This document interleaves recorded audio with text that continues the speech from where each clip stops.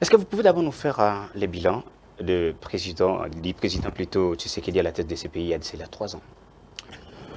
Merci, Comme tout Congolais, hein? merci, monsieur Jean-Jacques. Je vous fais d'une manière tentaculaire le bilan du président de la République parce que cette question fait couler beaucoup d'encre. Il y a certaines personnes qui pensent que depuis que le président de la République, Félix Antoine Tshisekedi, est à la tête du pays, rien ne marche, il y a blocage partout, il ne fait rien.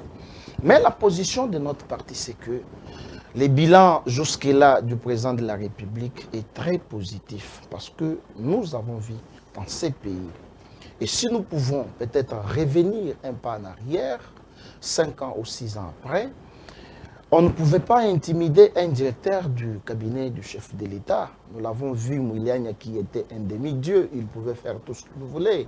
Nous avons vu le frère de Kabila, qui est Zoé, je le cite bien les noms, qui pouvait tuer à bout portant. Cela n'engage que moi, je l'ai dit. Nous l'avons vu sur Quartier 1. Personne n'ignore ça. Nous avons vu dans ces pays un ministre de communication et médias qui était aussi un petit dieu, la mère Mende.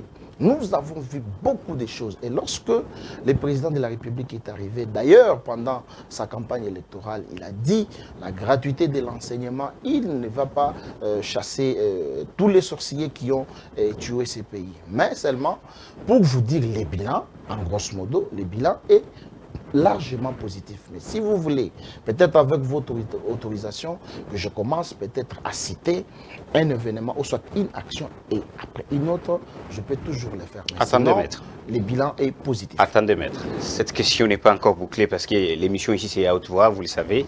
Donc, vous avez la liberté de vous exprimer à haute voix. Exactement. Dire toute la vérité. Vous voulez citer quel secteur? Parce que vous avez dit le bilan est très, très positif. Vous voyez, vous accentuez. Comme dans quel secteur? Parce qu'il faut Je commence d'abord par le secteur éducatif. Oui, qu'est-ce qu'il y a? Vous savez, d'aucuns ignorent l'article 43 de notre Constitution, à moins que je m'abuse, a prévu la gratuité de l'enseignement depuis 18 février 2006. Mais cette gratuité qui est démise dans la Constitution n'avait jamais vu le jour.